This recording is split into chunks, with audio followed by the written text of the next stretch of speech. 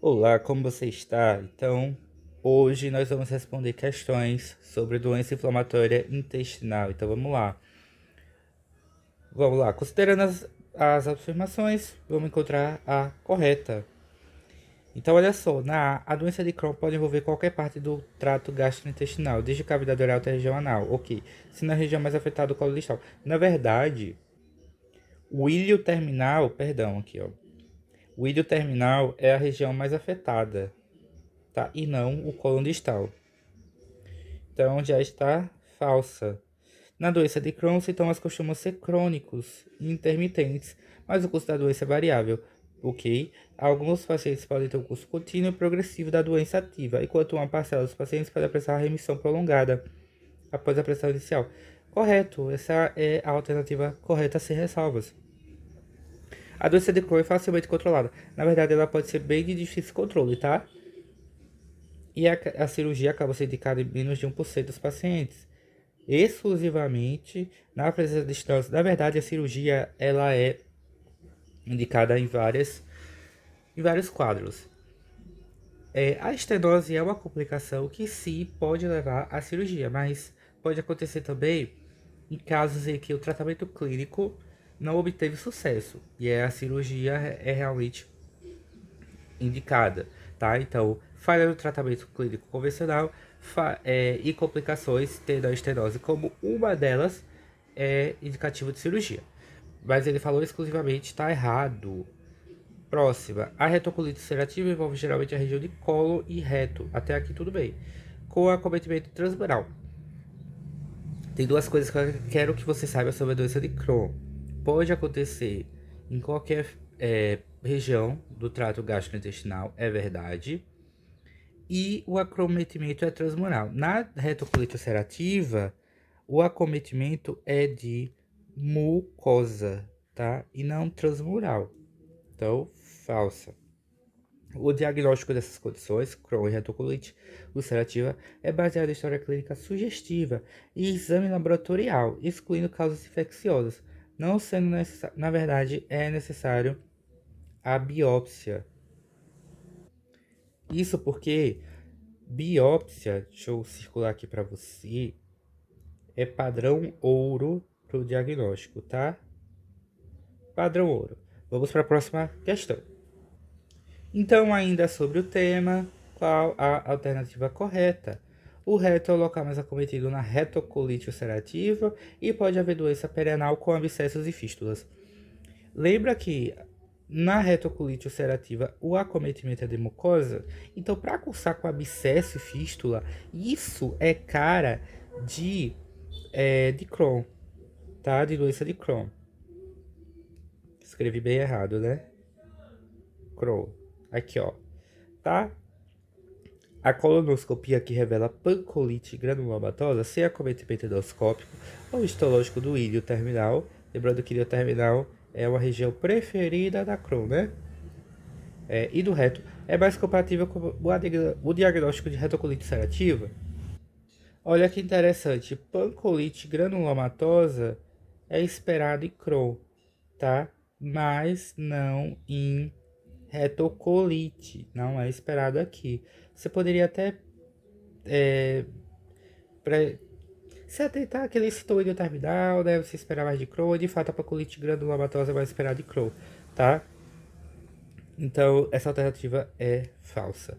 O teste PANCA positivo é útil no diagnóstico diferencial, pois ocorre da retocolite ulcerativa, porém não na doença de Crohn. Esse teste é o do anticorpo, né? Olha que interessante, porque ele pode estar positivo tanto em Crohn. Nossa, a dificuldade da matéria já veio para você escrever o nome, né?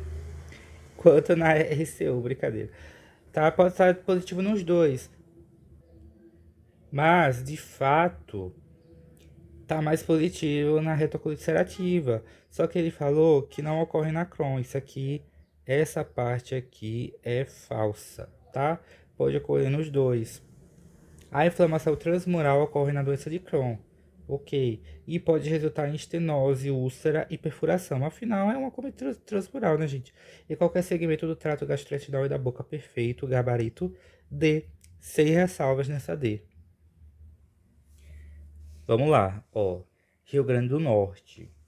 Então, ele veio falando sobre a doença de Crohn, que pode causar complicações de tratamento cirúrgico. Como a gente já falou, eu citei duas e esqueci de uma.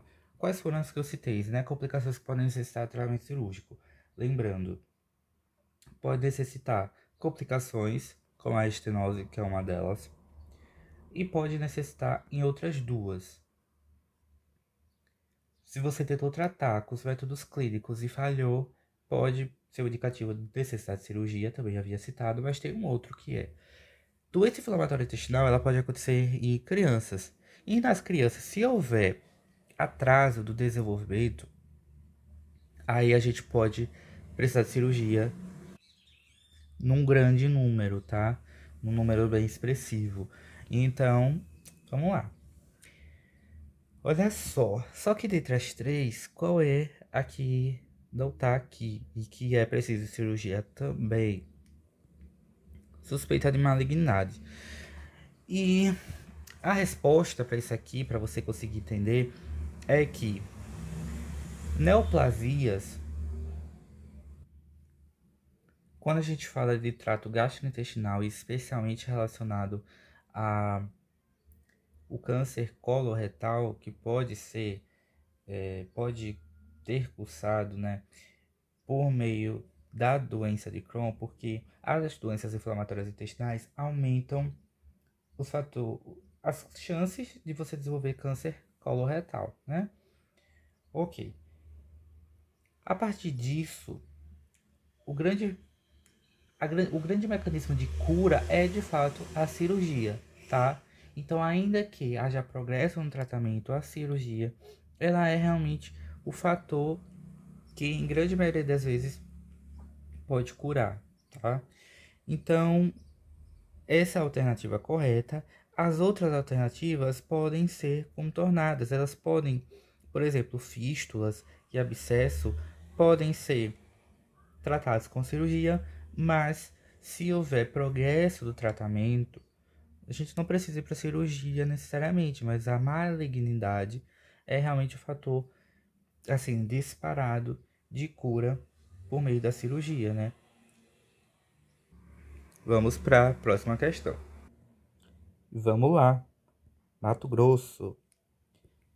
Em relação aos aspectos clínicos da doença inflamatória intestinal, verdadeiro ou falso? Olha só, as manifestações extraintestinais que tendem a ocorrer na RU são pioderma gangrenoso, colangite esclerosante e espondilite anquilosante. Isso é verdadeiro e lembre-se que o pioderma gangrenoso é uma doença da pele que tende a cursar com necrose. É algo realmente bem complicado, tá? Mas a principal característica são as úlceras, ulcerações, tá? E aí pode cursar com necrose. Pode acontecer tanto na RU quanto na doença de Crohn, mas de fato é mais comum na retocolite ulcerativa. Já a colangite esclerosante, ela é uma doença que é autoimune e ela causa a inflamação dos ductos biliares. Aí essa inflamação pode acabar cicatrizando, só que cicatrização, tecido fibroso, gera o estreitamento dos ductos biliares. E aí você já sabe, né? Pode cursar com muita coisa. Já a espondilite anquilosante é uma artrite, né? Ou seja, uma inflamação que afeta principalmente a coluna vertebral, tá? E grandes articulações. Logo, essa está verdadeira. Quando a gente pensa em Crohn, eu quero que você associe a principalmente o veite, tá? O veite é geralmente que as questões cobram relacionadas à doença de Crohn e realmente a incidência é maior em pessoas que têm doença de Crohn, tá? Olha só, a próxima, a anemia ferropriva, pode ser comumente encontrada nesses pacientes devido à perda sanguínea crônica, porque de fato, tanto uma quanto outra, quando a gente fala em doença inflamatória intestinal no geral, tende a cursar com diarreia inflamatória, e aí ocorre perda de sangue, além de muco. Então, sim, pode-se haver uma anemia ferropriva decorrente das doenças inflamatórias intestinais, tá? Então, verdadeiro. Na próxima, ó, sinais sistêmicos, como febre, mal-estar e fadiga, além do déficit de crescimento com atraso na maturação óssea e no desenvolvimento sexual. A gente já viu que, inclusive, atraso do crescimento e do desenvolvimento em crianças é indicativo de cirurgia, né? Podem estar presentes na doença de Crohn. Então, sim, é verdadeiro, tá? E a última, a retocolite ulcerativa, é caracterizada pela formação de fístulas e abscessos. Bom, essa alternativa é falsa, por quê? Na verdade, aqui a gente pensa em Crohn, porque Crohn tem um acometimento transmural. Retocolite ulcerativa fica mais na mucosa, então não vai ser muito característico, já que fica só na mucosa, formar fístula e abscesso, tá? Mas Crohn, sim, a gente pode relacionar, tá? Então, falsa. Logo, o gabarito é A. Vamos lá, ó, São Paulo. Então, sobre doença inflamatória intestinal, o que é correto? A. Ambas se apresentam com quadro de dor abdominal recorrente associado à melena. Essa A, ela quer pegar você, porque dor abdominal é muito comum, sim, na doença inflamatória intestinal, mas associado à melena, melena é aquele sangue muito escuro, digerido, que está nas fezes. Então, se ele está muito escuro, ele já coagulou demais, ele teve tempo para isso. Então, ele está no trato digestivo, né, gastrointestinal alto. Não é o mais comum, porque, veja, a doença de Crohn acomete mais ilho terminal, né? Aí a gente pode pensar no melena, será, né? Não é muito sugestivo não, tá? E aí, o sangramento, ele pode ser bem mais comum na retocolite ulcerativa, porque o sangramento do reto, pela retocolite ulcerativa, é mais comum do que um sangramento quando a gente pensa por causa de doença de Crohn. Só que o sangramento do reto não vai gerar um melena, tá? Esse sangue mais coagulado, né? Mais digerido de fato, tá? Então, é falsa por conta disso. Agora, ó, lesões perianais são significativas nos casos de colite ulcerativa. Quando fala em lesão perianal, quero que você associe dentro do guarda-chuva, que é a doença inflamatória intestinal, quero que você associe a doença de Crohn, tá? Eu sei que na primeira instância você pode pensar logo, cara, perianal, tá perto do retocolite ulcerativa. Não, porque retocolite ulcerativa pega mucosa, mas já é muito difícil dele fazer lesão perianal. Não, não. Lesão perianal, se for por doença inflamatória intestinal, é doença de Crohn, tá? A gente pode considerar a colite ulcerativa, na maioria das vezes, como sinônimo de retocolite ulcerativa, tá? Quando a gente fala em prova e tal, a gente pode, na maioria das vezes. É só que colite ulcerativa, de fato, é um pouco mais amplo, né? Mas, ok, ainda assim, falou da perianal, você vai associar a doença de Crohn. Olha C, a colangite esclerosante primária, essa daqui aparece muito. Está fortemente associada à colite ulcerativa ou retocolite ulcerativa ou à colite de Crohn. De fato, essa bonita aqui está muito, mas muito mais associada à colite ulcerativa, mas pode acontecer a colite de Crohn, sim, tá? Pode acontecer aqui na doença de Crohn, mas está mais associada à colite ulcerativa. De fato, esse fortemente aqui, né, complicou um pouco, mas de fato é a C. Muita gente marcou aqui, com certeza. O tabagismo aumenta o risco de colite ulcerativa, mas se você estudar um pouquinho mais a fundo, você sabe que a relação do tabagismo com a doença inflamatória intestinal, e especialmente a retocolite ulcerativa é paradoxal. Tem autores de livros mais antigos que eles falavam que inclusive era fator protetor. A pessoa que tinha o tabagismo poderia ter fatores de risco, outros, né? Para desenvolver doença de Crohn, enquanto fumava não desenvolvia. Parou de fumar, desenvolveu doença inflamatória intestinal. Veja só. Então, mas hoje a gente não acha que o termo mais correto é usar fator protetor. Mas de fato existe essa relação paradoxal. A gente não vai chamar de fator protetor, mas é como se fosse, em muitos casos, um impeditivo ao desenvolvimento, sabe? Então é muito interessante isso daí. De fato, cara, é a alternativa C a correta, mas né, poderia estar um pouquinho melhor destrinchada.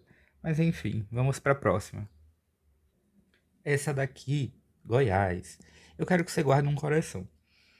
Qual é a manifestação intestinal que tipicamente piora com a exacerbação da doença inflamatória intestinal? Ou seja, é uma que pode acontecer nas duas.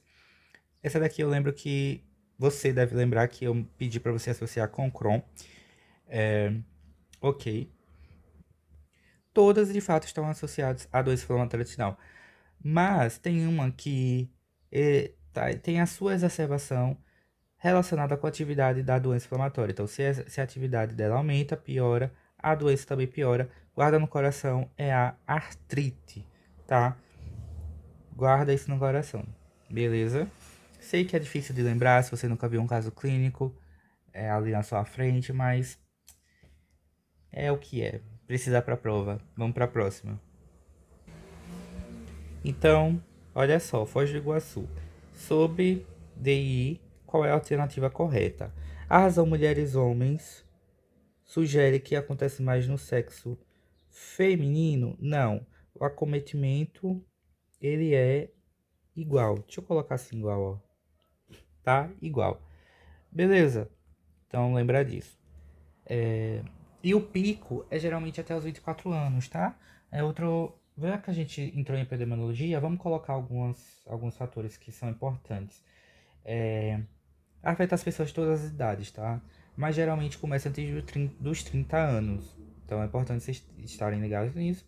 E o pico de incidência dura uns 10 anos, vai dos 14 aos 24, tá? Mas sempre, pode acometer pessoa de qualquer idade, tá? E acontece em igual proporção, tanto para homens quanto para mulheres.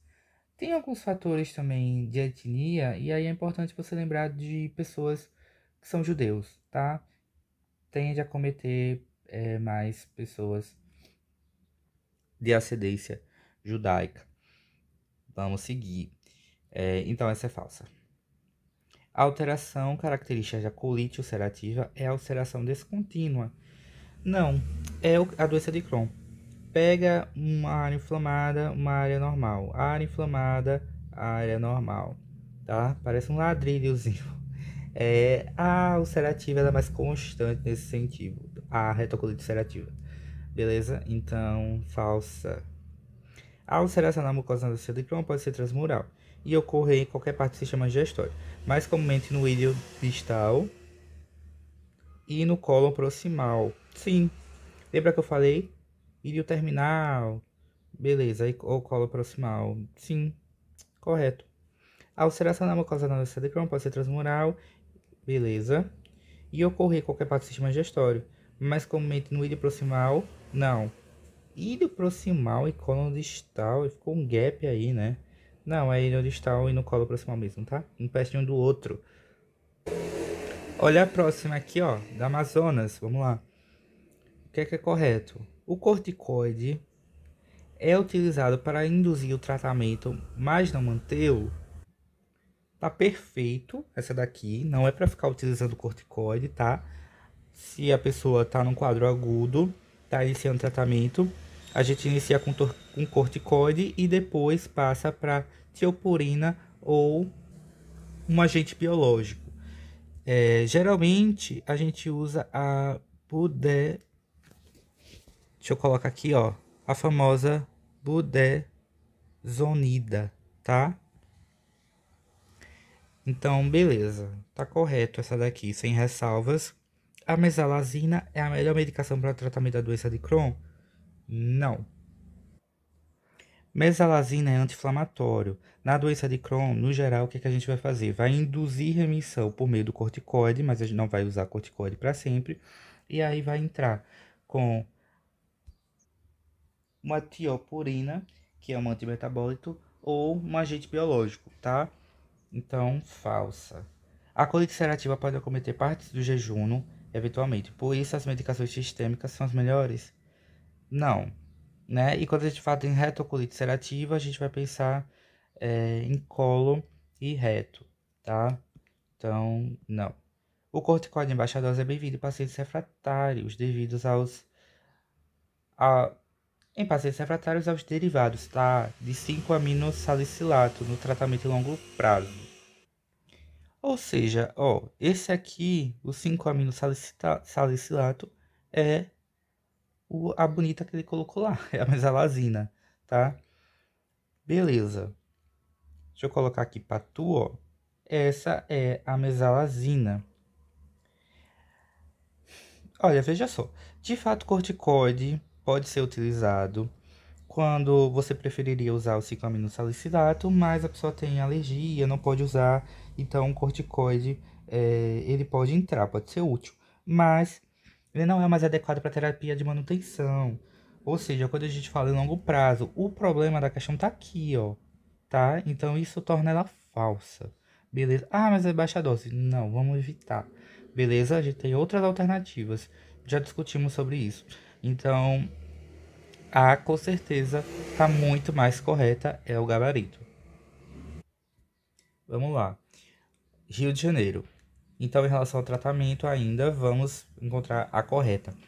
A mesalazina, que é o 5-aminosalicilato, é útil na indução e na manutenção da remissão da retocolite ulcerativa. Você pode ficar com dúvida aqui, né? Na manutenção, é um anti-inflamatório e tal. Tá correto, tá? Então, indução e manutenção, sim. Manutenção, a gente vai ter cuidado com corticoide, não é para ficar usando. Agora, mesmo a mesalazina, mesmo o 5-AS, pode ser usado na remissão, tá? Pode.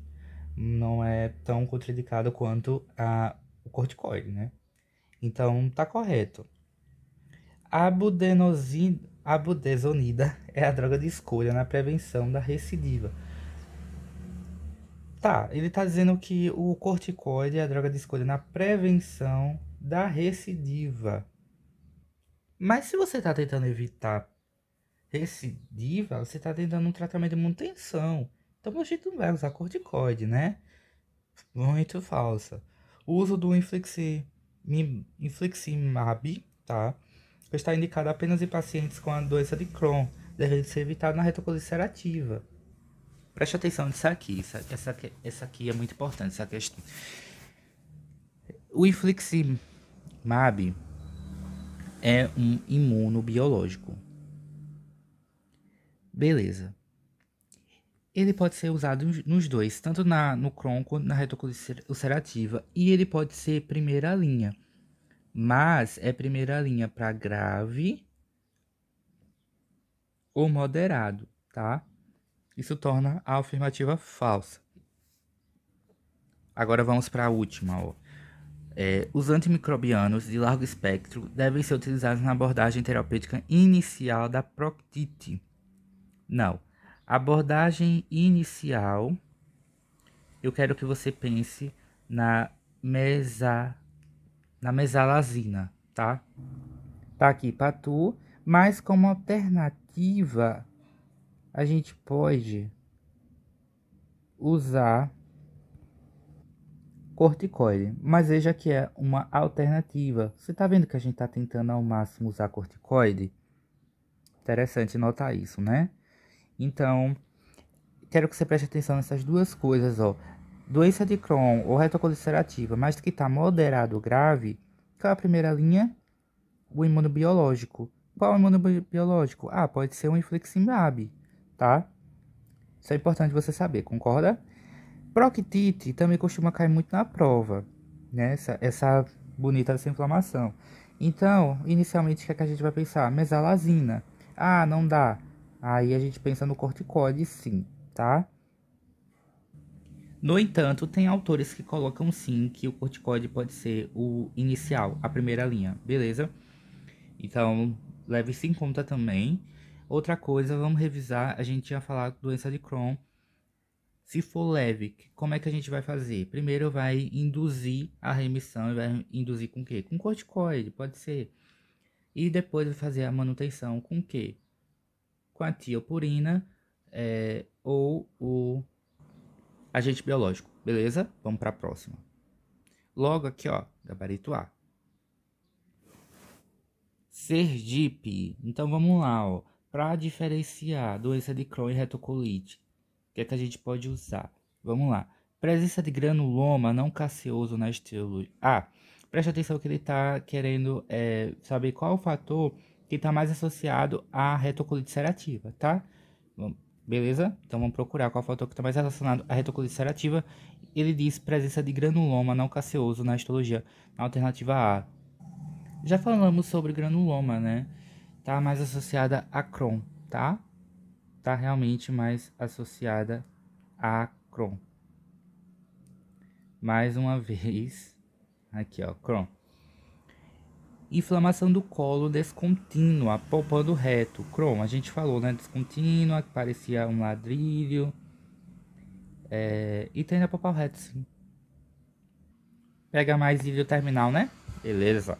Olha assim. Inflamação contínua, simétrica e difusa do reto distal, estendendo-se de modo proximal para acometer toda a parte do cólon. Realmente, isso aqui tá mais para retocolite ulcerativa, com toda certeza. Olha aí, positividade para o anticorpo, o ASCA.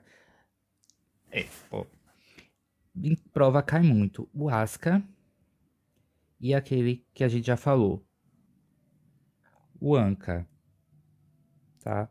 Agora eu quero que você pense uma coisa. O ASCA, ele tá mais ou menos relacionado a Crohn. Por que que eu coloco mais ou menos? Porque você tem que lembrar que ambos podem estar positivos tanto em uma quanto em outra, tá? Só que em muito maior proporção, ASCA tá mais positivo para Crohn, tá? E o ANCA tá mais para retocolite ulcerativa. Preste atenção nisso, tá? Para não associar 100%, não é 100%. Beleza? Então tá. Para a última questão e tenho alguns comentários sobre ela, mas vamos lá. Sobre DI, o que é que está correto? Então, na retocolite ulcerativa ocorre predominantemente no reto e sigmoide. Ok, mas nos casos mais severos pode apresentar lesões mais disseminadas, inclusive porções mais altas de trato digestório. Porção mais alta de trato digestório? Não, tá? Isso aqui a gente vai associar a Crohn, beleza? Olha a B. Na doença de Crohn, de forma semelhante à retocolite ulcerativa, as lesões são limitadas à mucosa? Não, transmural. Na doença de Crohn. Então, na retocolite ulcerativa, a RU apresenta manifestações extraintestinais, sendo a mais comum. Qual que é a manifestação extraintestinal mais comum da retocolite ulcerativa? Exatamente, artrite e de grandes articulações, perfeito. E artrite, ela está relacionada à atividade da doença inflamatória intestinal. Você lembra disso, né? Tem que saber isso. Na RU as lesões são mais profundas. Não, é de mucosa, gente. Profunda é Crohn. O diagnóstico de Crohn deve ser suspeitado em pacientes com diarreia. Aqui estão os meus comentários. Olha só. Deve ser suspeitado em pacientes com diarreia por um período superior a 2 meses, com ou sem presença de sangramento associado a alterações. De fato, deve ser suspeitado. Principal suspeita, não. Não, não e não. Não é a principal suspeita. Mas doença de Crohn, veja, você já sabe, ela pode estar associada a qualquer parte do trato gastrointestinal, da boca ao reto, a doença de Crohn, né? Então, a depender de onde ela estiver, vai ter diferentes sintomas, mas no geral, sim. No geral, a gente vai observar mais diarreia, tá? É uma diarreia inflamatória, ou seja, Se tem inflamação ali, vai vir muco, vai vir sangue. Por isso que a gente pode cursar como uma anemia, tá? Beleza. Ok. Mas é realmente, tipo, no geral, tá? Pode suspeitar? Pode. Mas essa daqui é muito mais correta, beleza? E de fato, quando a gente fala em Crohn, achados colonoscópicos podem confirmar diagnóstico. E sabe uma coisa interessante, um plus aqui para você? Retocolicerativa, quanto aos achados histológicos, eles tendem a ser inespecíficos. Então pode ser uma coisa que futuramente caia em prova, beleza? É isso aí, se você gostou, deixa o like, se inscreve. Agradeço pela sua atenção. Se tiver sugestões, coloca aqui embaixo. Até a próxima.